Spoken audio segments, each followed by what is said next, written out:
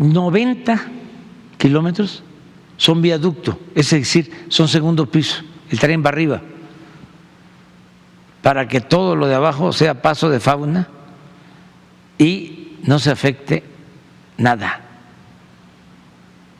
Y esto significó pues más tiempo y más recursos, pero el propósito era no destruir el territorio. Se cuidó cuevas, cavernas, todo.